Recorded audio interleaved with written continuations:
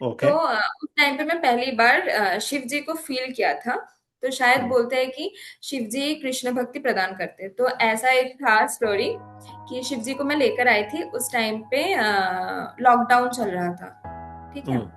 और हम्म। मम्मी को 3 बार कोरोना हुआ था, क्योंकि हम्म। मम्मी हेल्थ में है, हेल्थ में जॉब करती है, तो 3 बार हो गया था कोरोना। और मैं तब अकेले में पड़ गई थी, मैं अकेले में सोती थी और मुझे थोड़ा थोड़ा डर लगता था। तब मैं क्या हम्म। करती थी, मैं खुद के लिए एक पिलो लेती थी और शिव जी के लिए और एक पिलो लेती थी जो अच्छा। छोटा शिवलिंग था। तो कहीं ना कहीं कुछ लोग हैं जो मुझे बोलते हैं कि अंकना, तुझे देख के मैंने ये सीखा है, तुझे देख के मुझे मेरे अंदर आया है कि हाँ हम भी करें।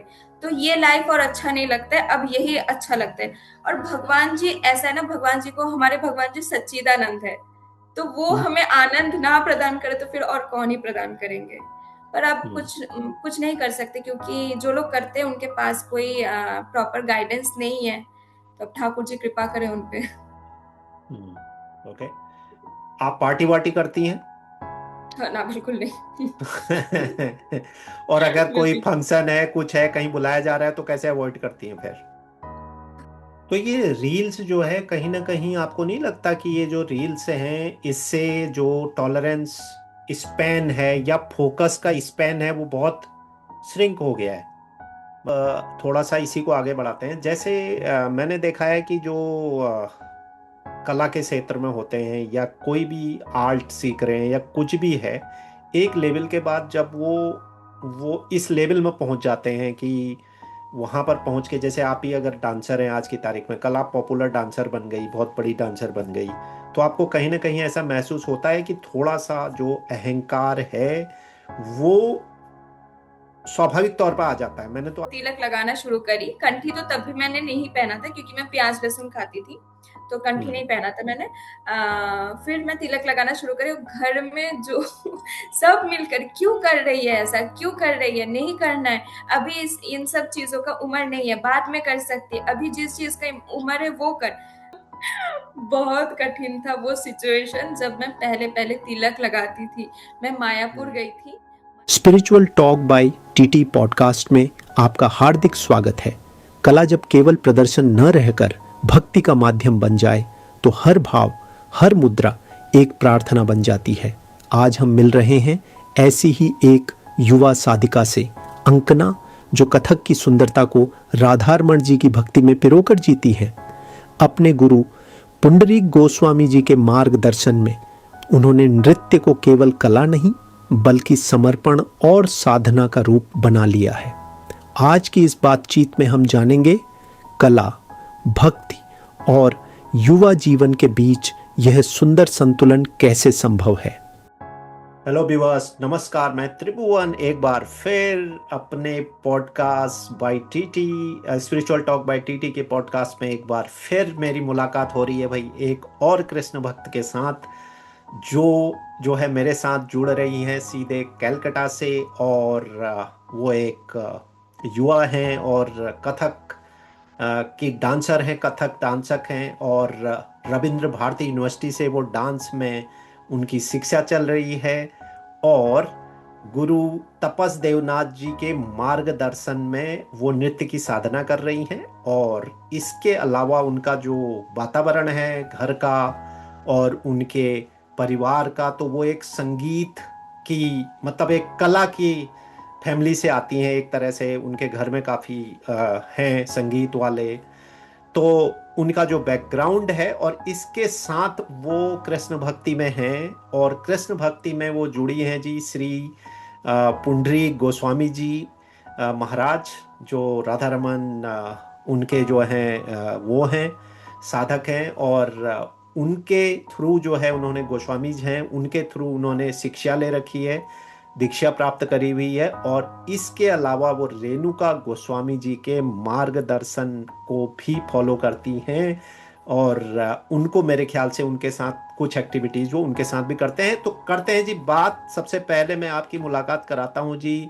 अ, आज की जो हमारी गेस्ट हैं अनकाना जी, आपका बहुत बहुत स्वागत है।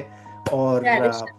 थैंक यू सो बहुत मच बहुत इनवाइट करने के लिए। Thank you so much. बहुत बहुत धन्यवाद आपका, आपने समय निकाला। और मेरे को पता है कि आप लोगों का भी शेड्यूल काफ़ी टाइट होता है। आप नृत्य भी करती हैं, सीखती भी हैं, कॉलेज भी जाती होंगी और अपनी सेवाएं भी देती हैं, गौ सेवा भी करती हैं। तो बहुत सारी शेड्यूल के बाद आपका शेड्यूल मिलना वो एक बहुत अच्छी मेरे लिए बात है। और मेरे लिए दूसरी बात ये अच्छी है कि मैं आजकल जो है जितने भी पॉडकास्ट कर रहा हूँ सबका संबंध जो है नृत्य के साथ है। कोई कथक से जुड़ा हुआ है, कोई भरतनाट्यम से जुड़ा हुआ है।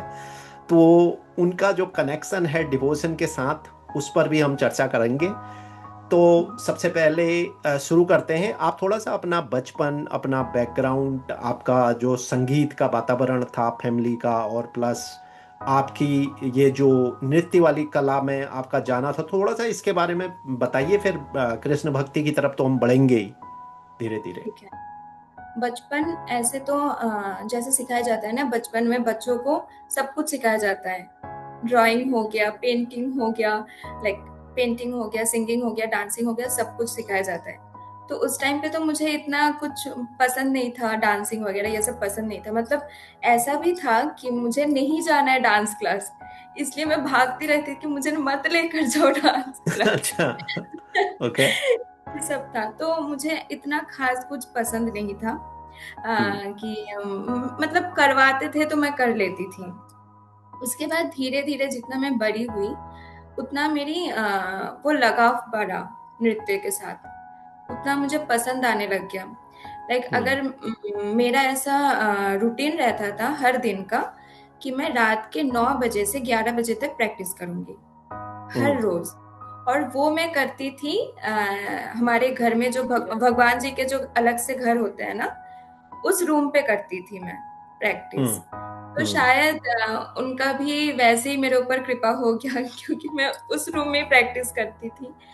तो अच्छा। धीरे धीरे जाकर अच्छा लगने लग गया। तो मैं कथक सीखना, पहले मैं शुरू किया था डांस कथक से।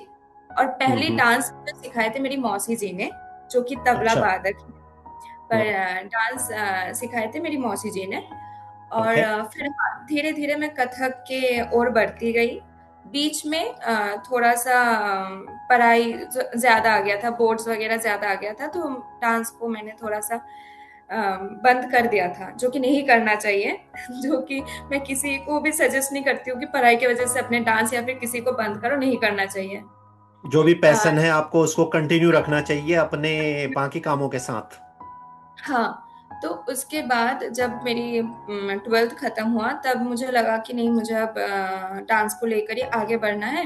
तो उस टाइम पे क्या होता था, क्योंकि मैंने गैप रख दिया था ना बीच में, तो हम्म। पहले मैं जो करती थी मैं देख रही हूँ, बाद में मैं वो कर ही नहीं पा रही हूँ। जैसे कथक में चक्कर होता है ना, तब बहुत बुरा हाँ। लगता था कि पहले तो मैं, हाँ कथक में चक्कर होता है, बहुत बुरा लगता था कि पहले तो मैं इतना अच्छे से चक्कर काट लेती थी, अब क्यों नहीं कर पा रही हूँ मैं।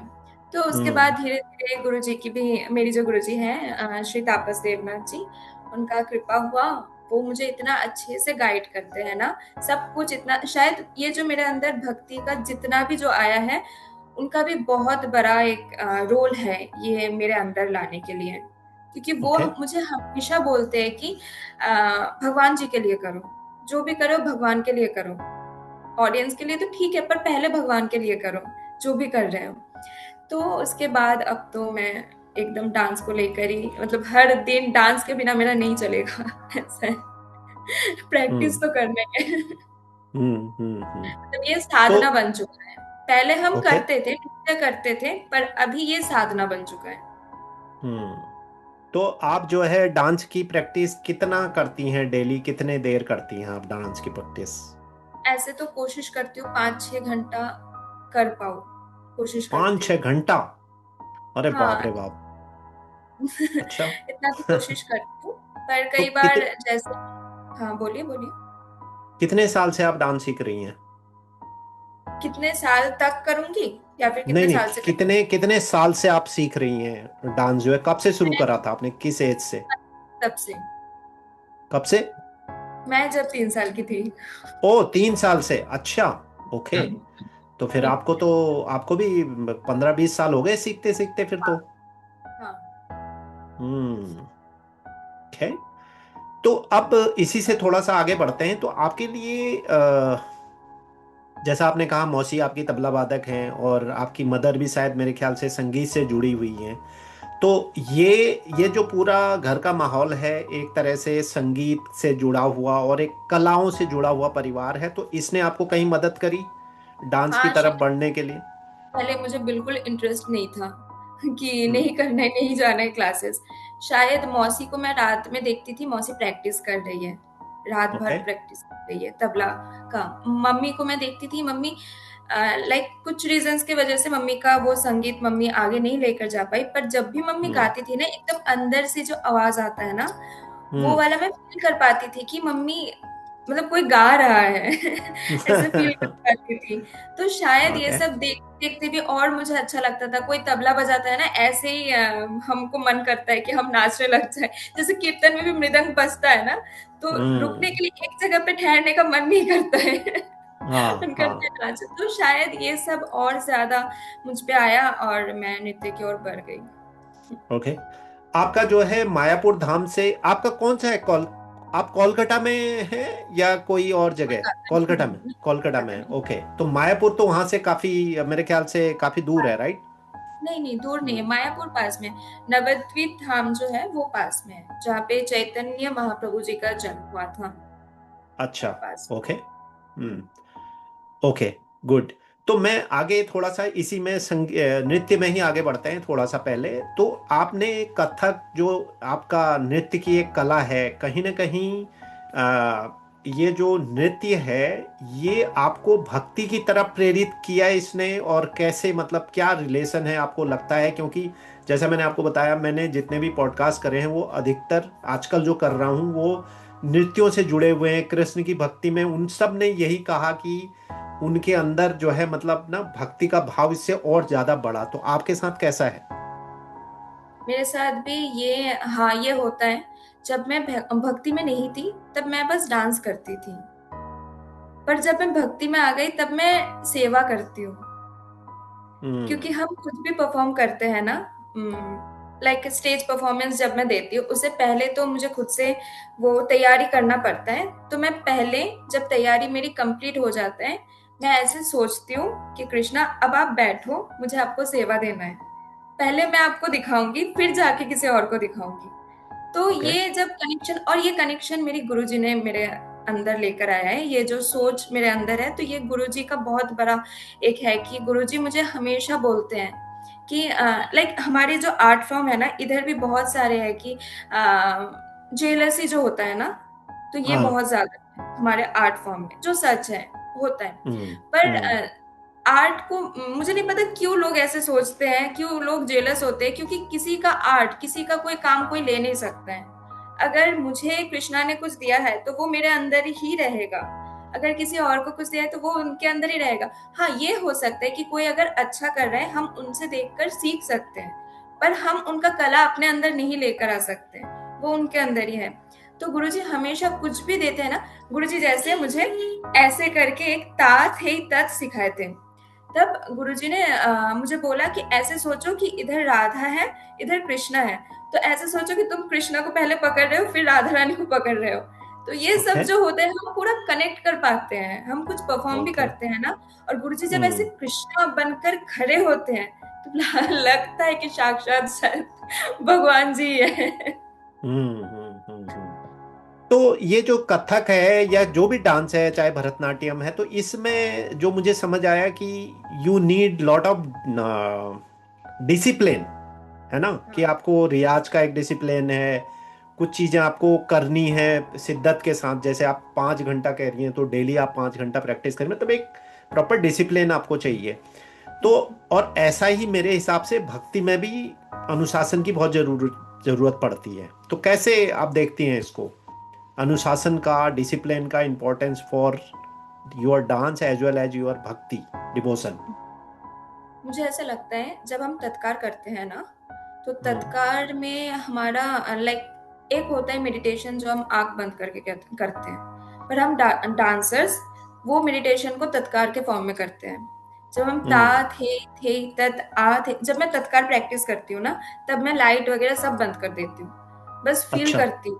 वो मेरे लिए मेडिटेशन होता है। ओके। घुंघरू की जो आवाज होता है वो तो और ज्यादा कंसंट्रेशन, मुझे ऐसा लगता है कि कंसंट्रेशन पावर को इंक्रीज करता है घुंघरू की इंक्रीज आवाज, करता है, बिल्कुल, इंक्रीज करता है। तो एब्सोल्युटली। ता थे तत आ थे तत जब हम करते हैं तो वो हमारे लिए मेडिटेशन बन जाता है। जब हम, हमारे दिमाग जब शांत रहेगा तभी हम भक्ति कर पाएंगे। हम्म। अगर शांत नहीं रहेगा तो आप, हम कुछ भी तिलक लगा ले, कंठी पहन ले, हम नहीं कर पाएंगे भक्ति। जो भक्ति होता है वो हम नहीं कर पाएंगे जब तक हम्म। हम शांत नहीं होंगे। महाराज जी ऐसे बोलते हैं, गुरुदेव ऐसे बोलते हैं कि गुरुदेव को कथा के लिए बहुत सारी जगह पे जाना होता है। तो गुरुदेव ओके। ऐसे बोलते हैं, शरीर तो इधर उधर जाता रहता है पर दिमाग दिमाग एकदम एक ही जगह पे रहता है। तो हम्म। जब तक शांत नहीं हो पाएंगे तब तक हम भक्ति नहीं कर पाएंगे। तो यही। ओके, तो आगे बढ़ते हैं। आपने कोई शो भी करती हैं आप, कहीं डांस परफॉर्मेंस हाँ, वगैरह? करती हूँ। Show okay. हमारा ओके। रहता ही है, हम ग्रुप में करते हैं लगभग ज्यादातर। हम्म। बाकी सोलो परफॉर्मेंस भी मैं करती हूँ। ओके, तो मतलब आप एक तरह से सेलिब्रिटी हैं। नहीं, कुछ नहीं है हम, जितना भी है राधा रमन जी की इच्छा से। चलो, बहुत बढ़िया। तो अब बढ़ते हैं थोड़ा सा आगे कि कृष्ण भक्ति की ओर झुकाव कैसे हुआ, कब हुआ? कोई मतलब ऐसा कोई रीजन? क्योंकि कलकत्ता और बंगाल में तो जो है बेसिकली काली, महाकाली जो है वो मतलब सर्वोपरि हैं। तो लगभग लगभग सारे लोग काली पूजा और इसमें पूरी तरह से रमे रहते हैं, दुर्गा पूजा में। तो अब ये आपका कृष्ण भक्ति की तरफ झुकाव कैसे हुआ? कोई खास रीजन है जिसकी वजह से? और साथ में आप ये भी बताइए कि कोई ऐसे खास अनुभव आपको हुए हैं आज तक कृष्ण भक्ति? कितने साल से आप भक्ति कर रही हैं, पहले तो ये बताइए। 4 साल। ओके। 4 साल। तो हाँ, तो अब आप, हाँ। एक अनुभव है, अनुभव बोले तो मैं पहले शिव जी को पूजा करती थी। शिव जी अभी भी करती हूँ, ऐसा नहीं है।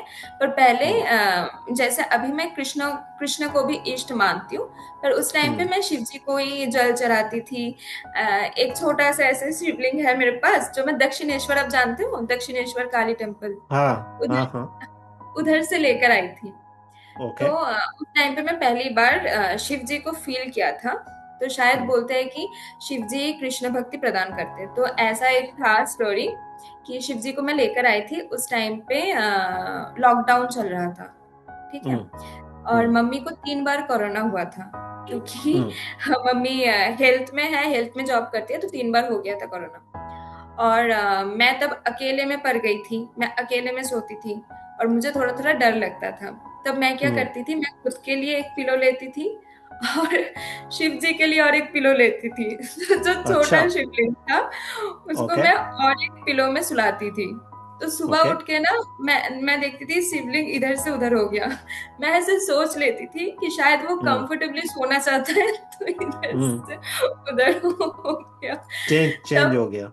हाँ, चेंज हो गया, ये मैं सोच लेती थी। क्योंकि मैं उनको बचपन से, मतलब जब से मैं उनको पूजने लगी तब से मैं उनको पापा ही मानती हूँ। मतलब अच्छा। मेरे लिए ना भगवान को भगवान देखना इतना पॉसिबल नहीं है। मैं किसी ना किसी रिलेशन में बांध देती हूँ। जैसे शिव जी को हो गया हम्म। पापा, हनुमान जी को दादा, ऐसे करके बांध देती हूँ। हम्म। तो उस टाइम पे कुछ हुआ था, एक सिचुएशन आया था, तो मैं बहुत रो रही थी उस टाइम पे। और मुझे सच में बहुत दिक्कत हो रहा था। तो मैं शिव जी को ऐसे पकड़ के बोल रही थी, शिव जी प्लीज, मुझे जो ये कष्ट हो रहा है, जो जो भी हो रहा है मुझे, ये प्लीज मुझे मेरे अंदर कम कर दो, ये ना होना चाहिए, ये कम कर दो, ये कम कर दो, ऐसे करके मैं बोल रही थी। बोलते बोलते, वो कहते हैं ना शिव मतलब शून्य है। तो हाँ। मुझे ऐसा एक फील हुआ कि मैं बिस्तर में सोई थी, पर मुझे फील हम्म। नहीं हो रहा था कि मैं कहीं पे सोई हूँ या फिर कुछ है हम्म। मेरे अंदर। एक होता है ना अंदर से कुछ निकल जाना, वो मुझे फील हुआ एकदम से 2 मिनट के अंदर। और मैं किस बात के लिए रो रही थी, क्या हो रहा था मेरे अंदर, मुझे कुछ याद नहीं आ रहा था। तब उस टाइम पे मैं पहली बार शिव जी को फील किया था। उसके बाद उसी साल मैं गई थी एक मेला पर। एक मतलब इस्कॉन की एक वो आया था, सेवा में आए थे सर भगवत गीता के। तो मैं गई थी उनके पास। तो मुझे भगवत गीता के बारे में पता था, मैं पढ़ी नहीं थी तब, तो पर मुझे पता था। तो मुझे भगवत गीता लेना था। अब मुझे ये नहीं पता था कि माला झोली क्या होता है, माला क्या होता है। तो हम्म। मैंने देखा कि माला झोली है। मैंने पूछा कि ये क्या है? फिर बोलते हैं माला झोली है। मैंने बोला सिखा दो, मुझे करना है। तो वो अच्छा। लोग मुझे माला करना सिखा दिए। अब कंठी भी ओके। था, ये भी मुझे पता नहीं था कि कंठी क्या होता है। मैंने बोला ये मैं पहन सकती हूँ? फिर बोलते हैं अगर आप पूरी तरीके से वेजिटेरियन हो तभी आप पहन सकते हो, नहीं तो आप नहीं पहन सकते हो। तो मैंने माला करना, उस टाइम पे मैं नॉन वेज ही खाती थी, उस टाइम पे मैं हम्म। वेजिटेरियन नहीं थी। तो हम्म। पर नॉन वेज के ऊपर लगाव मेरी कभी नहीं था। पता नहीं क्यों, कुछ लोगों का होता है ना छोड़ने के बाद भी वो मन करता है कि थोड़ा थोड़ा। खा लूं, थोड़ा खा लूं। पर मुझे कभी ऐसा फील नहीं हुआ ठाकुर जी की कृपा से कि मैं छोड़ने के बाद मुझे ऐसा फील हो कि नहीं थोड़ा खाना चाहिए, कभी भी नहीं। तो उसके बाद हम माला करते थे और बहुत मजा आता था। अभी भी अच्छा ही लगता है, पर पहले पहले माला कर रहे हैं ना तो बहुत मजा आता था। उसके बाद धीरे धीरे धीरे धीरे जाके कृपा हुआ। मुझे तो ऐसा फील होता है कि मैं मैया की क्लास करना शुरू करी थी। पहले पहले मतलब जय जय की कथा तो गुरुदेव की कथा हम बाद में सुनते थे, पहले हम मैया की क्लासेस करते थे। तो शायद मैया की कृपा हुआ इसलिए हमको गुरुदेव मिल गए। हम्म। ओके। तो जो है कृष्ण भक्ति में आप आ गई, उसके बाद आपने माला करना शुरू कर दिया, वो सब कंठी पहनना शुरू कर दिया। तो घर में कैसे रहता है कि बाकी लोग भी तो नॉनवेज वो तो खाते ही होंगे ना, बंगाल में तो मच्छी ये सब मछली भात और ये सब राइस के साथ वो बहुत पॉपुलर है। तो परिवार में कैसे रहता है फिर मामला घर में? बाकी लोग तो खाते ही होंगे ना। बहुत कठिन था वो सिचुएशन जब मैं पहले पहले तिलक लगाती थी। मैं मायापुर हम्म। गई थी। मायापुर में हम्म। जाकर मैंने मम्मा को ऐसे बोला कि मम्मा मुझे तिलक खरीद कर दो, हम बस कुछ कुछ ओकेशन जब रहता है उसी टाइम पे पहनेंगे, मतलब लगाएंगे और नहीं लगाएंगे। तो जब मैं हम्म। घर पे आई उसी दिन मैं तिलक लगा लिया था। ओके। मम्मी इतना गुस्सा हो गई, मम्मी कहती क्यों लगाई तूने तिलक? मतलब मम्मी का हम बंगाली है ना, बंगालियों के फैमिली में एक रहता है कि तिलक लगा रहा है, कंठी पहना है तो घर छोड़ के चला जाएगा। हाँ, वो सभी के रहता है, वो आपका बंगाली नहीं, सभी जगह ही वो ऐसा सोचते हैं लोग कि पता नहीं क्या बैरागी हो जाएगा, क्या हो जाएगा हाँ वाला हाँ, मामला हो ये जाए। सब सोचते हैं, पर ऐसा कुछ नहीं होता है। तो मैं उस हम्म। टाइम से वो तिलक लगाना शुरू करी। कंठी तो तब भी मैंने नहीं पहना था क्योंकि मैं प्याज लहसुन खाती थी, तो कंठी हम्म। नहीं पहना था मैंने। फिर मैं तिलक लगाना शुरू करी। घर में जो सब मिलकर क्यों कर रही है ऐसा, क्यों कर रही है, नहीं करना है, अभी इन सब चीजों का उम्र नहीं है, बाद में कर सकती है, अभी जिस चीज का उम्र है वो कर। भले कि मैं वो भी कर रही हूँ, पर नहीं, ये नहीं करने, वो ही कर बस। हम्म। ऐसे करके बोलते थे। और मेरे पास एक ठाकुर जी था, मैं ठाकुर जी के पास जाकर बोलती थी क्यों कर रहे हो ठाकुर जी ऐसा? हम कुछ गलत थोड़ी कर रहे हैं, क्यों कर रहे हो ऐसा? फिर धीरे धीरे हम्म। हमें ऐसे रियलाइज हुआ कि ये भी ठाकुर जी के शायद कुछ परीक्षा है कि ठाकुर जी खेलते हैं, ठाकुर जी देखने की कोशिश करते हैं कि ये सब कुछ ये झेल पा रहा है कि नहीं, ये सब कुछ मैं दूंगा उसे, पर वो भक्ति से हट ना जाए, ये सब चीजों के हम्म। मतलब ये सब चीजें सहते सहते वो भक्ति से हट ना जाए। वो शायद ठाकुर हम्म। जी की भी थोड़ा बहुत वो है, परीक्षा है। पर फिर धीरे धीरे धीरे धीरे करके ना ये सब होता गया, पर धीरे धीरे करके मैं कंठी भी पहन लिया था, प्याज लहसुन छोड़ दिया था उस टाइम पे। तो अब जो मैं फील करती हूँ, अब मुझे कोई कुछ भी नहीं बोलता है, सब सपोर्ट ही करते हैं उल्टा। तो भले घर में अभी ज्यादा कोई वेजिटेरियन है नहीं, मैं ही हूँ, पर धीरे धीरे करके ना सबके मन में वो आ रहा है कि हाँ छोड़ देना चाहिए, नहीं खाना चाहिए। भगवान जी के प्रति जो प्रेम उनके मन में भी धीरे धीरे करके आ रहा है। तो जो है फिर खाना तो आपको फिर दो बनाने पड़ते होंगे ना, जैसे वो अगर नॉनवेज खा रहे हैं उनका अलग बनता होगा, या लहसुन प्याज का खा रहे हैं उनके लिए अलग बनेगा, आप अपना अलग बनाती होंगी, ऐसे ही करना पड़ेगा आपको, और कैसे करते हैं? नहीं नहीं, ऐसे नहीं होता है। मेरी रसोई अलग रहती है, मतलब मेरी और मेरी हाँ। मम्मी की। तो हाँ। ठाकुर जी की कृपा से अभी मम्मी भी बाहर अगर कहीं पे बनता है तो थोड़ा बहुत खा लेते हैं, पर घर के अंदर नहीं घुसता है नॉनवेज। ना ना मम्मी बनाती है ना मम्मी खाती है नॉनवेज घर के अंदर, और मैं अभी बाहर ही रहती हूँ तो मैं खुद भोग लगाकर फिर प्रसाद पाती हूँ। ओके। तो जो है आप कॉलेज भी जाती हैं, सब जाती हैं, अपने दोस्त भी होंगे, तो जब से ये कंठी और तिलक लगाना शुरू करा तो लोगों ने कैसा, मतलब एक घर का तो बता दिया आपने कि मम्मी ने, सबने ऑब्जेक्ट करा शुरू में, लेकिन बाहर कैसे देखते हैं लोग, जो आपके दोस्त हैं, साथ वाले हैं, परिवार के लोग हैं? जितने लोग मुझसे प्यार करते हैं वो सब ने बहुत अप्रिशिएट किया था। हम्म। लाइक वो लोग कभी ऐसे बोले नहीं कि क्यों लगा रहा है, तिलक क्यों लगा रहा है। हम्म। और जब मैं कॉलेज में आई थी सब बहुत, अभी भी कॉलेज के बहुत लोग, क्योंकि सब आर्ट फॉर्म में है ना, आर्ट फील्ड में है, तो आर्ट हम्म। फील्ड ऐसे स्पिरिचुअलिटी के साथ ही कनेक्टेड है। तो हम्म। ये लोग भी समझते हैं कि हाँ मतलब इन लोगों को अच्छा लगता है मैं तिलक हम्म। लगाती हूँ। बहुत सारे लोग ऐसे इंस्पायर्ड होकर भी तिलक लगाते हैं, अब नॉनवेज छोड़ हम्म। दिए। ऐसे भी बहुत सारे हैं मेरे दोस्त जो पहले नॉनवेज खाता था, फिर देखते देखते रहते रहते नॉनवेज छोड़ चुके हैं। तो कॉलेज में कभी कुछ ऐसे कोई किसी ने कुछ भी नहीं बोला कि क्यों लगाती है तिलक, सब बहुत अप्रिशिएट करते हैं। अच्छी बात है, दैट इज गुड। और वैसे भी कलकत्ता वगैरह में, मायापुर वगैरह, जो वहाँ तो जो है ये आपकी भूमि रही है ना, चैतन्य महाप्रभु, प्रभुपाद जी, ये सब की जन्मभूमि है। और एक माहौल है वहाँ पे, तो मेरे ख्याल से वो लोगों को पता है, इसका इम्पोर्टेंस भी पता है, लोग क्यों करते हैं वो भी पता है, तो वो सारी चीज़ें शायद इतना नहीं होता होगा। तो हाँ। थोड़ा सा आगे की तरफ बढ़ते हैं। आपने पुंडरीक गोस्वामी जी से जो है दीक्षा ली है, तो दीक्षा से पहले और दीक्षा के बाद, और दीक्षा लेने का कैसे मन बना, और दीक्षा के बगैर जिन लोगों ने दीक्षा नहीं ले रखी है उनके और दीक्षा लेने के बाद की भक्ति में कितना डिफरेंस हो जाता है? दीक्षा लेने से पहले गुरुदेव ऐसे बोलते हैं कि दीक्षा लेने से पहले भी अगर वो मुझे फॉलो कर रहे हैं वो तो मेरे भक्त है ही, पर दीक्षा लेने के बाद ऑफिशियली बन जाते हैं वो हम्म। मेरे, मतलब शिष्य ऑफिशियली बन जाते हैं। तो दीक्षा लेने से पहले ये रहता है ना कि ठीक है, पर फिर भी हम बाहर रहते हैं ना, तो हमारे अंदर कई बार वो आ जाता है कि संसारिक चीजें आ जाता है। मतलब संसारिक चीजें ठीक है, पर संसार में रहकर भी संसार में नहीं रहना है, ये होना चाहिए। अगर कोई स्पिरिचुअल हो रहा है तो संसारिक चीजें आ जाते हैं। पर जब भी हम दीक्षा ले लेते हैं, दीक्षा के बाद पता नहीं कैसे गुरु कृपा हो जाती है। और हम्म।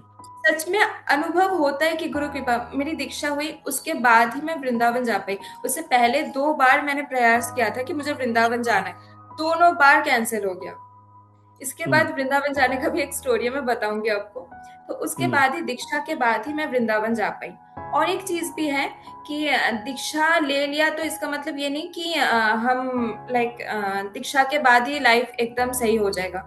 गुरुदेव ऐसे बोलते हैं, गुरुदेव ऐसे बोलते हैं कि मुझे अगर कोई पूछे कि मुझे वैष्णव प्रिय है, शिष्य प्रिय है या फिर श्रोता प्रिय है, तो वैष्णव तो प्रिय है ही, शिष्य प्रिय है, पर अगर वो शिष्य श्रोता नहीं है तो फिर नहीं चलेगा। अगर शिष्य भी नहीं है पर श्रोता है, मतलब हमें दीक्षा लेने के बाद या फिर पहले अगर हम गुरुदेव के कथा सुन रहे हैं तो फिर ही हमारा जीवन बदल सकता है। अगर हम दीक्षा ले चुके पर कथा नहीं सुन रहे, कोई नियमों का पालन नहीं कर रहे, कुछ भी नहीं कर रहे, तो तब तो नहीं होगा। हमें खुद से भी प्रयास करना पड़ता है और गुरु कृपा हो जाती है। हम्म। तो आगे बढ़ते हैं अगले प्रश्न की तरफ। अगला प्रश्न है आपका, जो रेणुका जी से आप उनको फॉलो कर रही हैं, उनसे आप जुड़ी हुई हैं, मैया आप बोल रहे हैं उनको, तो उनके उनसे आपने क्या ऐसी चीजें, मतलब क्या ऐसी चीज थी जो स्पिरिचुअलिटी में जो you have learn from her, Renuka ji से? उनका कौन सा मतलब ऐसा चीज रेणुका जी की जो आपको सबसे ज्यादा प्रभावित किया जिसने? वैसे तो बहुत कुछ है, पर एक जो मैया बोलते हैं कि कोई भी काम कर रहे हो ना उसमें राधा रमन जी को देखो। हम्म। मतलब इससे क्या होता है, हम अगर कोई भी काम कर रहे हैं, अगर हम राधा रमन जी को देख रहे हैं तो वो हमारे लिए सेवा बन जाता है। हम्म। और एक बोलते हैं मैया कि हर इंसानों में राधा रमन जी को देखो। लाइक हम्म। होता है ना, कोई इंसान हमें पसंद नहीं होता है, पर अगर हम कुछ भी बोल देते हैं उनके बारे में, पर अगर हम उस इंसान में भी राधा रमन जी को देखें तो फिर और हमारे दिमाग में कोई उल्टा सीधा कुछ नहीं आएगा उस इंसान के लिए। तो फिर ये जब हम सोचते हैं ना, हम कुछ करते भी है तो राधा रमन जी के लिए, हम किसी से बात भी करते हैं तो हम सोच लेते हैं कि हाँ सामने राधा रमन जी है, तो हम कुछ भी करेंगे तो हमें अच्छे से रहना है। तो ये सब चीजें जो मैया सिखाते हैं, बोलते रहते हैं क्लासेस में, ऐसे तो बहुत सारी, क्योंकि मैया शास्त्र स्तोत्र और सूत्र का भी क्लासेस देते हैं। तो सूत्र को अगर हम अपने जीवन में ऐसे इम्प्लाई कर सके, तो फिर अप्लाई कर सके तो फिर जीवन बदल जाती है। तो जय जय भी ऐसे बोलते हैं। जय जय को किसी ने पूछा था कि जय जय क्या ऐसा क्या है जो हमें रोज करना चाहिए, तो जय जय ने बोला कि कोई 20 मिनट भी कथा सुनता है ना, तो उनका जीवन बदल जाता है, क्योंकि कथा में इतना पावर होता है। जय जय कौन, मतलब समझा नहीं, मतलब जय जय जय जय कौन? हम अपने गुरुदेव को बोलते हैं। अच्छा अच्छा, ओके, गुरुदेव की बात कर रहे हैं, ओके। गुरुदेव, ओके। हाँ हाँ। ओके। तो ये जो है, आप वृंदावन की स्टोरी उस समय बता रही थी, वृंदावन आप पहुंच गई, आपका जाना हुआ कैसे, मतलब वृंदावन की तरफ कैसे बढ़ी फिर आप, क्या कोई स्टोरी उसके पीछे? बहुत बड़ी स्टोरी है। हम पहले तो गुरुदेव आए थे कोलकाता में कथा करने। तो हम्म। गुरुदेव जिस दिन लास्ट कथा था गुरुदेव का, तब गुरुदेव ऐसे हम बच्चों को, कुछ बच्चों को ऐसे बोल कर गए थे कि आओ वृंदावन आओ, होली में आओ। तो हम्म। हम लोग फिर एकदम से तैयार हो गए कि हाँ हमें जाना है। फिर हम्म। ट्रेन भी ठीक हो गया था, कि बुक हो गया था ट्रेन का टिकट, कि हाँ इसी ट्रेन में जाना है। कुछ रीजन से हम उस ट्रेन पे नहीं जा पाए। फिर हम एकदम से परेशान, और उस टाइम पे एकदम से मम्मी को बोलूंगी, क्योंकि बंगाल से वृंदावन बहुत दूर है, तो मम्मी को बोलूंगी कि मम्मी वृंदावन जाना है। मैं तो बोल भी नहीं पा रही थी कि मम्मी वृंदावन जाना है। ट्रेन का टिकट हो गया, उसके बाद मैं मम्मी को बोल रही हूँ मम्मी मुझे ना वृंदावन जाना है। हम्म। मम्मी पूछ रही है ये तू मुझे बता रही है या फिर बस बोलकर अब जाने वाली है तू। हम्म। तो उसके बाद हमारा ट्रेन का टिकट कैंसिल हो गया। फिर हम ओके। अब तो कोई श्योरिटी नहीं है कि हम कहाँ कैसे जाएंगे क्या नहीं जाएंगे। उसके बाद हमारा ठीक हुआ कि हम बस से जाएंगे। उससे पहले जिस दिन हमारा बस का टिकट बुक हुआ था, उस दिन घर में जो कलेश हुआ, मतलब सब बोल रहे हैं, सब घर के मेंबर्स बोल रहे हैं कि तुमको नहीं जाना है। मैंने बोला हमको जाना ही है। कुछ भी कर लो। हम्म। उसके बाद हमारा बस का टिकट भी बुक हुआ। जब हम जा रहे थे, मतलब हम बंगाल से पटना तक गए, फिर पटना से हमारा बस था। तो जब हम ओके। पटना तक गए, पटना जाते जाते, हाँ हमारे साथ एक भाई था, मतलब मेरी गुरु भाई था वो मुझे बोलते दीदी एक ना प्रॉब्लम हो गया है। मैंने बोला क्या? बोलते बस का टिकट ना कैंसिल हो गया है। मैंने कहा ये अच्छा। कितना खेल है ठाकुर जी। उसी दिन हाँ। हमारा, अगले दिन हमारा बस है वृंदावन जाने का, और उसी दिन ट्रेन पे हमारा बस का टिकट कैंसिल हो गया। उसके बाद मैंने बोला तुरंत करो, और कोई टिकट मिलता है तो तुरंत करो। फिर हमारा जाने का था कि 12 बजे हमारा बस था, फिर हमारा 3 बजे, मतलब इतना कुछ हुआ बीच में। फिर जब हम वृंदावन गए तब सब कुछ एकदम नॉर्मल, मतलब मेरी लौटने की ये बात हुई थी 25 को, ठाकुर जी वो बढ़ाकर 28 तक कर दिया। हम ओके। ज्यादा दिन तक रुक पाए। हम्म। यही तो हुआ था। वृंदावन आप कहाँ कहाँ गए हैं, कौन कौन सी जगह गए वृंदावन में, पर्टिकुलर वैसे तो उसी मुझे, राधा? हाँ बोलिए बोलिए। हाँ, नहीं मतलब वही जो मेन मेन मंदिर हैं वहां गए, या और भी कहीं जगह जाते हैं वृंदावन में? मैं मेन मेन मंदिर में बहुत कम गई थी, क्योंकि होली के टाइम था ना, तो बहुत भीड़ था। बहुत भीड़ होगी, हाँ। बहुत ज्यादा, तो राधा रमन जी से कहीं जाने का मन ही नहीं करता था। राधा हम्म। रमन जी मैं जाती थी, और निधि वन के पास ही रहती थी। राधा रमन जी गए अच्छा। थे, राधा कुंड श्याम कुंड का दर्शन हुआ था। और बरसाना गए थे, हम मथुरा गए थे। बस यही सब, वृंदावन में लगभग ज्यादा वृंदावन में मैं थी, और राधा रमन जी में ही ज्यादा मैं थी। तो अब कभी, राधा कुंड और श्याम कुंड तो आपका वहाँ है ना, आपका गोवर्धन परिक्रमा मार्ग पर, हाँ हाँ, उस गोवर्धन टाइम में? हाँ, ओके। गोवर्धन गोवर्धन का भी हम दर्शन करें पर परिक्रमा नहीं करें। ओके। ओके। तो कितनी बार गए हैं वृंदावन आप? पहली बार। ओके, पहली बार गए, ओके। तो एक बार जो जाता है फिर बार बार जाता है, that is bar for bar sure जाता है, कि, हाँ, ये है। क्योंकि जब हम घर वापस आ जाते हैं मन तो उनके पास ही रहता है, बस शरीर आ हम्म। जाता है, मन नहीं आता है। हम्म। बिल्कुल। तो थोड़ा सा यूथ की तरफ बढ़ते हैं, आप भी युवा हैं, तो आजकल जो युवाओं के अंदर जो प्रॉब्लम है, जैसे कंफ्यूज्ड रहते हैं, और या कंपैरिजन का बहुत बड़ा प्रॉब्लम है, और दूसरा जो है वैलिडेशन की चैलेंज प्रॉब्लम है, कि जैसे आप कुछ कर रहे हो जिस भी जगह, तो आप चाहते हो कि ये मतलब कुछ लोग आपको वैलिडेट करें, आपके जज करें, आपको बताएं कि हाँ भाई तुम बढ़िया कर रहे हो। तो ये जो प्रॉब्लम है, इससे कहीं ना कहीं उस पर स्ट्रेस और एंजाइटी बनती है, जिससे उसको बहुत सारी प्रॉब्लम शुरू हो जाती हैं। आपके मानसिक रोग हो सकते हैं, एंजाइटी की प्रॉब्लम हो सकती है, डिप्रेशन हो सकता है। तो आप, आपके आसपास ऐसे आपको कोई अनुभव हुआ युवाओं के साथ, कुछ इस तरह की समस्या आपको लगती है?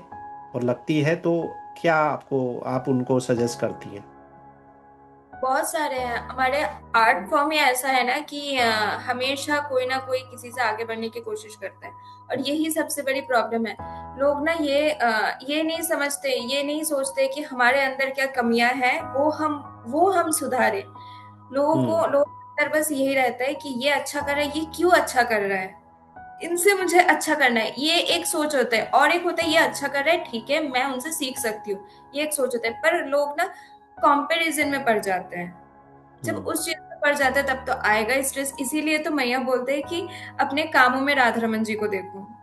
जब हम अपने हम्म। कामों में राधा रमन जी को देखेंगे, हमारे अंदर ये रहेगा कि हाँ, अभी मुझे राधा रमन जी से कोई सेवा मिला है, मुझे करना है। अब उसका फल कुछ भी हो मुझे फर्क नहीं पड़ता है, अब वो राधा रमन जी देख लेंगे। पर ये सेवा है। अगर कोई व्यक्ति सेवा भाव में कोई काम कर रहा है ना, कुछ भी हो सकता है, कुछ भी, तो फिर उनके अंदर कभी भी स्ट्रेस, एंजाइटी कुछ भी नहीं आएगा, अगर सेवा भाव में कर रहे हैं तो।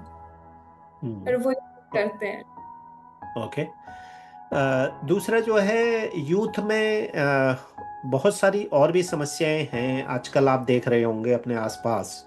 तो जैसे मतलब लाइफ को, हर मोमेंट को एंजॉय करना, वो एक यूथ के साथ बहुत बड़ा है। तो वो उसको एंजॉय कई तरीके से करता है कि भाई चलो, कोई तो लोग नशा करते हैं, कई लोग जो है पार्टियों में रहते हैं, कई लोग क्लब जाते हैं। तो ये जो समस्या है, इसमें मतलब परसेंटेज बहुत ज़्यादा है आज की तारीख में। ऐसा नहीं है कि मतलब कम है, बहुत ज़्यादा है। तो ये कॉलेज लेवल से शुरू होता है और आजकल तो स्कूल लेवल से शुरू हो जाता है। फिर आपका जो है डेटिंग कल्चर बन गया, बॉयफ्रेंड गर्लफ्रेंड वो ट्रेंड में आ गया। तो ये सारी जो समस्याएं हैं, इसमें आध्यात्मिकता या स्पिरिचुअलिटी का एसेंस होना, उसकी थोड़ा सा गाइडेंस होना कितना बेनिफिशियल होगा।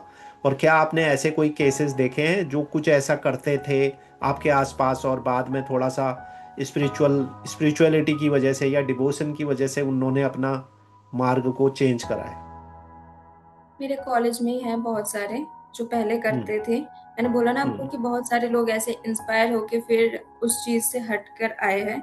तो वो लोग मुझे बोलते हैं कि अंकना, ये तो लाइक वो लोग जो करते थे ना, उसको आनंद नहीं बोलते हैं। उसको हम्म। अगर पार्टी में डांस कर रहे हैं, ठीक है, डांस कर सकता है अपने स्ट्रेस रिलीफ करने के लिए, ठीक है। पर जो सब उल्टा सीधा पीते हैं ना, वो सब नहीं पीना चाहिए। क्योंकि वो लोग हम्म। जीवन का आनंद नहीं ले रहे, वो मृत्यु की ओर बढ़ रहा है, जीवन को बढ़ा रहे हैं। तो कहीं ना कहीं कुछ लोग हैं जो मुझे बोलते हैं कि अंकना, तुझे देख के मैंने ये सीखा है, तुझे देख के मुझे मेरे अंदर आया है कि हाँ, हम भी करें। तो ये लाइफ और अच्छा नहीं लगता है, अब यही अच्छा लगता है। और भगवान जी ऐसा है ना, भगवान जी को, हमारे भगवान जी सच्चिदानंद है। तो वो हम्म। हमें आनंद ना प्रदान करे तो फिर और कौन ही प्रदान करेंगे। पर आप हम्म। कुछ नहीं कर सकते, क्योंकि जो लोग करते हैं उनके पास कोई प्रॉपर गाइडेंस नहीं है। तो अब ठाकुर जी कृपा करें उन पे। ओके। तो मैं थोड़ा सा और इसकी तरफ आगे बढ़ रहा हूँ, इसी समस्या, थोड़ा यूथ की आपसे बात ज़्यादा करता हूँ। यूथों से यूथ की बात करने थोड़ा सा मतलब समझने को मिलता है और एक्सपीरियंस का भी पता चलता है। तो आगे, ये जो आजकल सोशल मीडिया का प्रॉब्लम है, सोशल मीडिया कहीं ना कहीं आपको लग रहा है कि सोशल मीडिया से जो इन्फ्लुएंस्ड है आज की जनरेशन, वो जो है, ये सारी जो कमियां हैं, ये सारे जो विकार हैं, वो सोशल मीडिया से बढ़ रही हैं कहीं ना कहीं। और उसके साथ प्रैक्टिकलिटी ये है कि आप सोशल मीडिया से दूर भी नहीं रह सकते, क्योंकि इंटरनेट का ज़माना है, एआई का ज़माना है, इंफॉर्मेशन अवेलेबल है। तो आप इंटरनेट पर तो जाते ही जाते हो और सोशल मीडिया पर आप जाते ही जाते हो। तो आप ये सोशल मीडिया का कितना प्रभाव देखते हैं आज के यूथ पर? इसके ये पॉजिटिव भी इम्पैक्ट हो सकते हैं, इसके नेगेटिव इम्पैक्ट भी हो सकते हैं। ये सोशल मीडिया का दोष नहीं है। मुझे लगता है जो लोग कंज्यूम करने देते हैं सोशल मीडिया को अपना टाइम, उनका दोष है। क्योंकि कोई सोशल मीडिया में एक्टिव हो ही सकता है, पर हम्म। अगर वो एक्टिव होकर, लाइक हम भी एक्टिव है, हम वीडियो पोस्ट कर देते हैं, फिर पोस्ट करने के बाद अगर हम लगे पड़े कि कितने कमेंट्स आए, कितने लोग अच्छे बोल रहे हैं, कितने लोग बुरे बोल रहे हैं, ये सब सोच में अगर लगे ना, तो फिर तो हमारा टाइम बर्बाद हो जाएगा। और हमारा दिमाग भी खराब हो जाएगा उस टाइम पे। हम सही हम्म। स्टेट में, क्योंकि बहुत सारे लोग गंदे भी बोलते हैं, बहुत सारे लोग अच्छे भी बोलते हैं। ये सोचते, मतलब इन सब सोच में अगर हम पड़ गए, तो फिर तो गया। अगर कोई ऐसे लाइटली लेना शुरू कर दे ना कि हाँ ठीक है, सोशल मीडिया है, एक प्लेटफॉर्म है जहाँ पे हम अपना कला शो कर सकते हैं, लाइटली लेना चाहिए। सोशल मीडिया को पता नहीं क्यों इतना ज्यादा लोग कि सोशल मीडिया में कोई ऐसे ऐसे बोल दिया है, नहीं लेना चाहिए सोशल मीडिया को। हम्म। तो मुझे ऐसे लगता है कि अगर कोई चाहता है कि सोशल मीडिया के जो मतलब आपने जैसे बोला ना कि पॉजिटिव इम्पैक्ट भी है और नेगेटिव इम्पैक्ट भी है, तो अगर कोई पॉजिटिव चीज, जैसे हम सोशल मीडिया के थ्रू ही कथा सुनते हैं, सोशल मीडिया के थ्रू ही भगवान जी का दर्शन करते हैं, तो हम्म। अगर कोई ऐसे इस वे में लेना चाहे सोशल मीडिया को तब तो बढ़िया है। पर अगर कोई चाहता ही है कि हम रील स्क्रॉल करते रहे, हम देखते रहे कितना अच्छा कमेंट्स आया कितना बुरा, तब तो उनमें फिर इम्पैक्ट पड़ेगा ही। तो ये रील्स जो है कहीं ना कहीं आपको नहीं लगता कि ये जो रील्स हैं इससे जो टॉलरेंस स्पैन है या फोकस का स्पैन है वो बहुत श्रिंक हो गया है? हम्म मतलब आप जैसे अब हम ये पॉडकास्ट कर रहे हैं तो इसमें हम हर पहलुओं पर बात कर रहे हैं, तो इतना पेशेंस जो है आज के यूथ में है कहाँ कि वो 1 घंटे का पॉडकास्ट देखेगा। वो तो सीधे जो है उसको 30 सेकेंड 40 सेकेंड या ज्यादा ज्यादा 1 मिनट की रील देखी, उसके बाद दूसरी रील देखेगा। अच्छा, रील के भी टॉपिक ऐसे हैं कि सब अलग अलग हैं। हम्म अभी आप डांस देख रहे हो, थोड़ी देर में आप जोक सुन रहे हो, थोड़ी देर में फिर आप कुछ और कंटेंट देख रहे हो, तो मतलब ऐसे आपके कंटेंट चेंज हो रहे हैं, तो यानी कि आपका ब्रेन जो है किसी एक टॉपिक के ऊपर फोकस तो रह ही नहीं पा रहा है ना। तो ये समस्या को आप कैसे देखते हैं? इसको कैसे हैंडल करना चाहिए? क्योंकि अब रील्स का बिजनेस है, रील्स बनेंगी भी, लेकिन आपका जो फोकस है ना वो चेंज होता है हर सेकंड में। अगर जैसे आप कोई भी पॉडकास्ट है या आप ब्लॉग ले लीजिए, कोई ब्लॉग है जो 15-20 मिनट चल रहा है और एक ही पैटर्न पे चल रहा है, तो फिर भी आप उस पॉइंट पे फोकस हैं। जैसे कि आप मूवी देखने जाते हैं, है ना? हम्म तो मूवी देखने जाते हैं तो आप 2.5 घंटे की मूवी है, 2 घंटे की मूवी है, तो वो 2 घंटा आपका जो मूवी का कंटेंट है आप उस पर आपका दिमाग फोकस रहता है। अब आप सोचो कि आपको 1 मिनट की मूवी दिखाई जाए और फिर दूसरी मूवी दिखा दी जाए, तो आपका कहीं ना कहीं जो आपका फोकस है, कंसंट्रेशन है, वो इससे इम्पैक्ट होता है। आप कैसे देखती हैं इसको? And first of all, do you agree with that? हाँ बिल्कुल, कि रील स्क्रॉल करते करते वो कंसंट्रेशन पावर बहुत कम हो जाता है, ये तो मैंने अनुभव किया है। पर अगर कोई, सबके अलग अलग चॉइसेस रहते हैं इंस्टा पे, जैसे मेरे फीड में बस महाराज जी के कथा या फिर ठाकुर जी यही सब आते हैं, तो सबके चॉइसेस रहते हैं। अगर हम इंस्टा को ओपन करके अपने चॉइसेस के हिसाब से कुछ सर्च करके बस वही देखना शुरू करें, तो फिर हमें और इधर उधर भागने की कोशिश, मतलब इधर उधर भागने की जरूरत नहीं पड़ेगा कि रील स्क्रॉल करते करते, क्योंकि हम इंस्टा अगर खोल रहे हैं वो विनोदन के लिए खोलना अलग बात है। पर अगर कोई कुछ सर्च करके कुछ लाइक अपने लिए करना चाहते हैं, जैसे हम जय जय के बारे में जब कुछ सर्च करते हैं तो जय जय की कथा सुनते हैं हम, रील्स के माध्यम में भी कथा आता है छोटा छोटा करके, तो वो मुझे तो लगता है उससे हमें लाभ ही मिलता है, क्योंकि हम हमेशा 3 घंटे की 4 घंटे की कथा नहीं सुन पाते, वो हमारे अंदर की कमियां है कि हम नहीं सुन पाते। पर उनमें भी जो आता है ना एकदम इम्पोर्टेंट इम्पोर्टेंट चीजें आता है, तो वो हम सुन पाते। तो अगर लोग अच्छे वे में इंस्टा को अगर अच्छे वे में, लाइक सॉरी मेरी हिंदी बहुत खराब है तो मैं ना बहुत आप सोच इंग्लिश में सोच बोल सकती हैं। You can speak in English he, Hindi English mix करके आप बोल सकते हो। हाँ, तो अगर कोई उस हिसाब से कि हमें जो सर्च करना है, लाइक सबका एक टॉपिक रहता है, मैं ये बोलना चाहती हूँ कि सबका एक टॉपिक रहता है, तो वो टॉपिक ही बस सर्च करें, तो उसी हिसाब का रील्स आएगा। क्योंकि अगर हम रील्स स्क्रॉल करते रह गए ना, तो फिर एक रील्स अलग, उसके बाद और एक रील्स अलग, तो दिमाग इधर उधर भागता रहता है। तो अगर आपके कुछ अलग से चॉइसेस होते हैं, तो आप उसके बारे में ही बस सर्च करके वही सब कंटेंट देखो, बस यही। आप कितनी देर स्क्रॉल करती हैं? आपका टाइम कितना है मोबाइल के साथ? मैं ऐसे तो स्क्रॉल नहीं करती, मेरा ये रहता है कि अगर हम इंस्टा ओपन कर रहे हैं तो पहले तो मैं ठाकुर जी के दर्शन सब जो रहता है वो कर लेती हूँ, और फिर जय जय की कथा सुनती हूँ। और अगर कुछ कितना? रहता है कि डांस के बारे में भी कुछ देखना होता है, तो हम स्क्रॉल नहीं करते, मेरे दिमाग में ऐसा रहता है कि मुझे इसी चीज को लेके कुछ कंटेंट क्रिएट करना है, तो आ जाता है वो दिमाग में। जैसे अगर मैं कोई डांस भी शूट करूँ तो मेरे दिमाग में वो आ जाता है इसी गाने पे करना है, तो मैं पर्टिकुलर वही गाना सर्च करती हूँ, फिर उसी गाने पे करती हूँ। ओके। आप पार्टी वार्टी करती हैं? हाँ, ना बिल्कुल नहीं। और अगर कोई बिल्कुल। फंक्शन है, कुछ है, कहीं बुलाया जा रहा है, तो कैसे अवॉइड करती हैं फिर? हम इतना नहीं जाते हैं, मतलब शादी वादी में तो बिल्कुल नहीं जाते हैं हम। बस अगर दोस्त के कोई बर्थडे रह गया या फिर कुछ रह गया, तो मेरी जो दोस्त है, मेरी एक ही दोस्त है, उनके मतलब जो बेस्ट फ्रेंड होता है वही दोस्त है, उसे बहुत अच्छे से पता है मैं कैसी नेचर की हूँ, मुझे क्या पसंद है। तो अगर वो कुछ बनाती भी है तो उस हिसाब से ही बनाती है, तो मुझे इतना दिक्कत नहीं होती है। मेरी बहुत सारा कोई दोस्त भी नहीं है कि वो मुझे अलग अलग जगह पे लेकर जाए, हम जाते भी नहीं है। ओके, चलिए अब थोड़ा सा इसी को आगे बढ़ाते हैं। जैसे मैंने देखा है कि जो अ, कला के क्षेत्र में होते हैं या कोई भी आर्ट सीख रहे हैं या कुछ भी है, एक लेवल के बाद जब वो इस लेवल में पहुंच जाते हैं कि वहां पर पहुंच के, जैसे आप ही अगर डांसर हैं आज की तारीख में, कल आप पॉपुलर डांसर बन गई, बहुत बड़ी डांसर बन गई, तो आपको कहीं ना कहीं ऐसा महसूस होता है कि थोड़ा सा जो अहंकार है वो स्वाभाविक तौर पर आ जाता है। मैंने तो आज के कथावाचकों को देखा है, जो कथावाचक हैं, वो उनके अंदर इतना अहंकार भर चुका है, जबकि वो कथा वाचन कर रहे हैं, श्रीमद् भागवत की कथा बता रहे हैं, नाम लेना ठीक नहीं है, बट ऐसे कई लोग हैं, उनके साथ वार्ता करके समझ आ जाता है।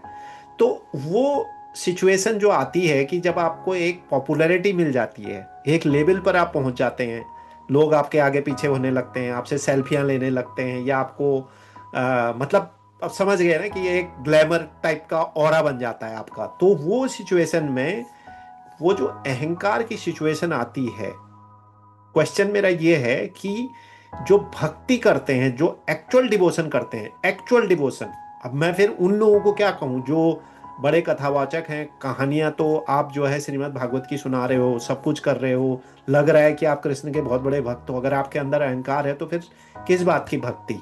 तो मेरा क्वेश्चन सीधा सीधा है कि ऐसी सिचुएशन हर एक के साथ आएगी। जैसे आप आज डांस सीख रही, हो सकता है आप कल बड़े शो करके एक बड़े लेवल पर पहुंच जाएं। तो आपको ग्राउंडेड रखने में भक्ति कैसे मदद करती है? बेसिकली अगर आप एक्चुअल भक्त हैं ना, मेरे हिसाब से, if you are a devotional person, actually you have that devotion within yourself, तो मेरे ख्याल से सबसे पहले तो आदमी का अहंकार ही खत्म होता है। मुझे ऐसा लगता है कि इसीलिए हमें अपने जीवन में गुरु का होना बहुत इम्पोर्टेंट है, क्योंकि हम्म। गुरु हमें अपने औकात में रखते हैं। जब हम्म। ये सब होता है ना, कि बहुत सारी नाम आ रहा है, बहुत सारी प्रशंसा मिल रही है, तब हमें यही याद आता है। पर मुझे होता है, मुझे नहीं पता बाकियों का, मुझे जो होता है, मुझे बस इतना, क्योंकि मुझे पता है कि मैं कितना क्या मतलब मुझे कितना पता है, ये मुझे पता है। जब हम गुरु को देखते हैं ना, जब हमारे गुरुजी हमारे सामने नृत्य करते हैं ना, तब हमें पूरा पता चल जाता है कि हम कुछ भी नहीं करते हैं, कुछ भी नहीं हम्म। करते। ये तो लोगों के आंखों को अच्छा लगता है, वो अलग बात है, पर हमें कुछ नहीं पता है, हम कुछ भी नहीं करते हैं। तो इसीलिए अगर कोई और गुरु भी सही होना चाहिए। गुरु भी मतलब गुरु तो सही होता है, पर बहुत सारे लोग हैं, जैसे आपने कथावाचक को भी बोला है, अगर कोई कथावाचक सच में है तो उनमें ये सब नहीं होता है, उनमें ये सब नहीं होता हम्म। है। अगर कोई सच में कथावाचक है तो वही, अगर कोई सच में परफॉर्मर है या फिर आर्ट फॉर्म को समझ पा रहा है, तो उनमें अहंकार कभी आता ही नहीं है, क्योंकि उन्हें पता है कि वो जो भी कर रहे हैं। क्योंकि आर्ट फॉर्म, मैंने जैसे बोला कि आर्ट फॉर्म भगवान की सेवा ही है। भगवान सबको नहीं देते हैं आर्ट, बहुत सारे मतलब कुछ लोगों को देते हैं आर्ट, सबको नहीं देते हैं। तो अगर वो ऐसे सोचे कि भगवान जी ने हमें दिया है, इसलिए हम लोगों को ऐसे एंटरटेन कर पा रहे हैं, और गुरु है हमारे पास, तो गुरु से हमें शिक्षा मिलती है ना, जब हमें पता चलता है कि हमें कुछ नहीं पता। जितना हम क्लासिकल डांस, जितना हम गहराई में पहुंचते हैं, उतना हमें पता चलता है कि हमें अभी कुछ नहीं पता, सामने और है और है और है और है। तो अहंकार तो अच्छा लगता है, अच्छा जरूर लगता है, कोई अगर अच्छा बोलता है तो हमें अच्छा लगता है, पर वैसे उस हिसाब से अहंकार कभी आता नहीं है। हम्म। ओके, तो आप कभी ऐसे अपने लाइफ में ऐसे कहीं फंसी हैं कि जहां, मतलब कहते हैं ना कि लाइफ में अप एंड डाउन आता है इंसान के, है ना? तो ऐसा कोई सिचुएशन आपकी लाइफ में आई हो जहां आप गिरी हैं? हर इंसान का मतलब लो आता है, तो लो आया आपके फेज में, उस सिचुएशन में आपने अपने आप को कैसे संभाला? ऐसे तो अभी इतना कुछ है नहीं, लाइक इतना कुछ अनुभव हुआ नहीं कि जो भी होता है ठाकुर जी अच्छे के लिए करते हैं, ऐसा फील होता है हमें। कि ऐसा फील नहीं होता है कि हाँ हम एकदम लो सिचुएशन में हैं या फिर हम एकदम गिर चुके हैं। हमें ऐसा बस ऐसा फील होता है कि अगर कुछ हमारे हिसाब से अगर कुछ बुरा हो रहा है ना, पर वो बुरा नहीं है, वो अच्छा ही है। हमें बस लग रहा है कि बुरा है, पर वो बुरा नहीं है। तो इतना कभी फील नहीं होता है कि हाँ हम पूरा गिर चुके हैं, अभी पता नहीं क्या होगा क्या नहीं होगा। हम इतना परेशान नहीं होते हैं। बिल्कुल नहीं ओके। होते हैं। ओके। तो मेरा अगला प्रश्न है कि आज के जो युवा कलाकार हैं जो डांस कर रहे हैं, कथक में हैं और किसी डांस फॉर्म में वो कर रहे हैं या और भी किसी तरह की वो कला में हैं और उसमें आगे बढ़ना चाहते हैं, तो ऐसे युवा कलाकारों को आप क्या सलाह देना चाहेंगी कि from a spirituality point of view, आध्यात्मिकता के हिसाब से ये चीजें साथ में लेकर के कैसे चल सकती हैं? जैसे जो मैंने अभी अहंकार वाला सिचुएशन आपको बताई, वो हम्म। सिचुएशन उनके साथ ना हो, तो उस तरीके से आप उनको क्या बताना चाहेंगी, क्या एडवाइस करना चाहेंगी? पहली बात तो जो मैं बोलना चाहूंगी, अभी के ना बहुत सारे लोग डांस या फिर सिंगिंग सीखते ही है रील्स बनाने के लिए। तो पहली बात तो हम्म। ये ना करें। हम्म। क्योंकि अभी मुझे बहुत सारे लोग मुझसे सीखना चाहते हैं, तो वो मुझे हम्म। ऐसे पूछते हैं कि क्या हम 4-5 महीने में क्लासिकल डांस सीख सकते हैं। मैंने कहा हम्म। 4-5 महीने में 4 मिनट में सीख सकते हो आप। क्योंकि वो लोग बस उनके दिमाग में ये रहता है कि हमें 1-1.5 साल में परफॉर्म करना है या फिर रील्स बनाना है, पर ये नहीं है क्लासिकल डांस। अब अगर हम्म। परफॉर्म भी नहीं कर रहे हो तब भी आप क्लासिकल डांसर हो। चाहे आपको हम्म। कोई ना जानता हो, आप किसी के सामने परफॉर्म ना कर रहे हो, पर फिर भी आप क्लासिकल डांसर हो। पहले तो ये दिमाग से हटा देना है कि 4-5 महीने में क्लासिकल डांस को नहीं सीखा जाता। ये एक साधना है। अगर वो डांस करने के लिए करेंगे तब तो मैं क्या ही बोलूं, पर अगर साधना साधना इतना आसानी से नहीं हो पाता है। साधना को करना पड़ता है, प्रयास करना पड़ता है, हर रोज करना पड़ता है साधना। तो पहली बात तो इतना हल्के में ना ले क्लासिकल फॉर्म को, किसी भी क्लासिकल फॉर्म को। और जो भक्ति का आपने बोला है कि अगर मुझे ऐसा लगता है कि अगर उनमें कला, क्योंकि कला ना ऐसे नहीं होता है। मुझे ऐसा लगता है कि ऐसे नहीं होता है कि हर कोई कर सकता है, नहीं कर सकते हैं। अगर किसी के अंदर भक्ति है तब भी वो कला उनके अंदर आएगा। जैसे कुछ भी कला कुछ भी हो सकता है। जैसे भगवान का श्रृंगार करते हैं, वो भी तो कला ही है, काइंड ऑफ। तो अगर भक्ति है तब वो कला उनके अंदर आएगा। और अगर कला है, जैसे कोई अगर डांस करे, तो भक्ति किसी ना किसी प्रकार से उनके अंदर आ ही जाएगा। तो ये हम लाइक ऐसे बोल नहीं सकते कि हाँ तुम्हें ये करना ही है, करना ही है, करना ही है। वो तो ठाकुर जी की इच्छा है कि ठाकुर जी किनके अंदर क्या दे, कौन सी कला दे। और कला सबको प्राप्त नहीं होता है। और अगर किसी को प्राप्त हो रहा है ना, उसके उसके बाद अगर किसी को अहंकार हो रहा है, तब तो बहुत गलत बात है, नहीं होना चाहिए। उनको ये सोचना चाहिए कि ये ठाकुर जी की इच्छा है कि मुझे कला मिला है, मुझे इस कला से सेवा करने को मिला है। ओके। तो आपका जो है कृष्ण भक्ति में आपका डेली का क्या रूटीन रहता है? हम सुबह उठ के ठाकुर जी को ऐसे पोशाक पहनाते हैं, ठाकुर जी की आरती करते हैं, श्रृंगार करते हैं। फिर हम भोग बनाते हैं। फिर खुद का प्रैक्टिस जो रहता है करती हूँ मैं। फिर कॉलेज जाती हूँ, जैसे नॉर्मल डे में जो भी होता है। कॉलेज जाती हूँ, कॉलेज से आती हूँ, संध्या के टाइम पे जो भी होता है, माला तो ऐसे बीच बीच में चलता रहता है। तो उसके बाद हम फिर से भोग पवाते हैं ठाकुर जी को।